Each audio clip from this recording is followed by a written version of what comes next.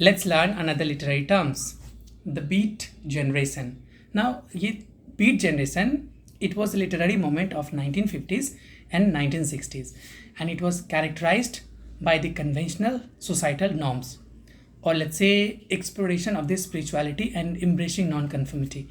क्या हुआ इसका मतलब? इसका मतलब है कि बीट जनरेशन एक ग्रुप ऑफ राइटर्स को कहते हैं. ये एक मोमेंट था जो कि 1950s और 1960s के आसपास आया, और इनका जो मोटो था वो एक तरह से रिजेक्शन था सोसाइटल नॉर्म्स के अगेंस्ट, जो सोसाइटी में चल रही थी उस समय.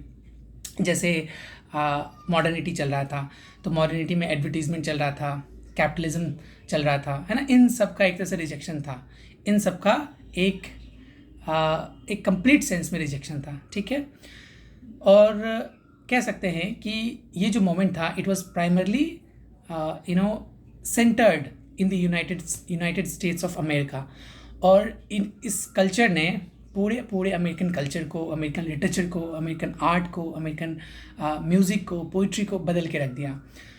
आज जो हम जैज़ म्यूज़िक सुनते हैं, ये जैज़ म्यूज़िक भी इसी का देन है, क्योंकि jazz music was also influenced by this particular moment. और इसमें काफ़ी सारे जो ब्लैक पोइट्स थे, ब्लैक अफ्रीकन अमेरिकन राइटर्स थे, they emerged as a great poet, as a great let's say, क्योंकि उनका जो मेन कैरेक्टरिस्टिक्स था उनके वर्क का, वो था सेल्फ एक्सप्लोरेशन.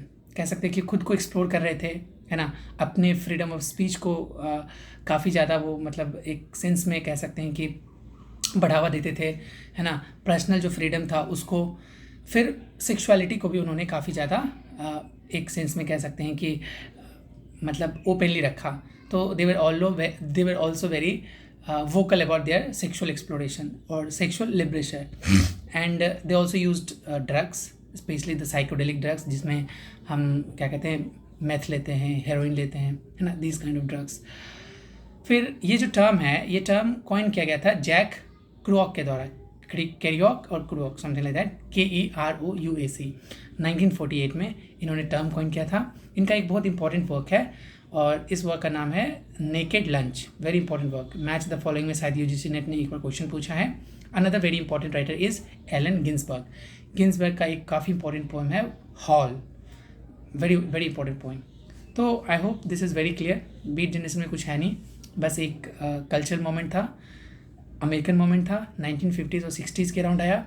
और इन्होंने क्या किया, पूरी जो सोसाइटी के जो सोशल नॉर्म्स हैं, या जो सोसाइटी का एक रूल्स एंड रेगुलेशंस है, एक सिस्टम है, उसके अगेंस्ट इन्होंने कह सकते हैं कि अपना मोमेंट को छेड़ा.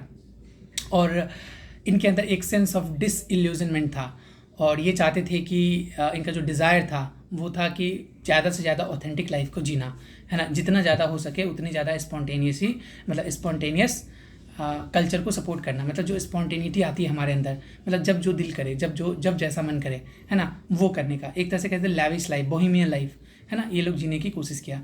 तो यहीं से एक तरह से हिप्पी कल्चर की भी शुरुआत हुई थी, है ना. बड़े बड़े बाल, एकदम बड़े बड़े जुल्फी रखा करते थे, स्पेशली जो ब्लैक अफ्रीकन अमेरिकन लोग होते थे, उनके वो इन्फ्लुएंस हुए थे इससे. ठीक है, तो I hope this is very clear. अब हम लोग मिलते हैं अगले वीडियो में.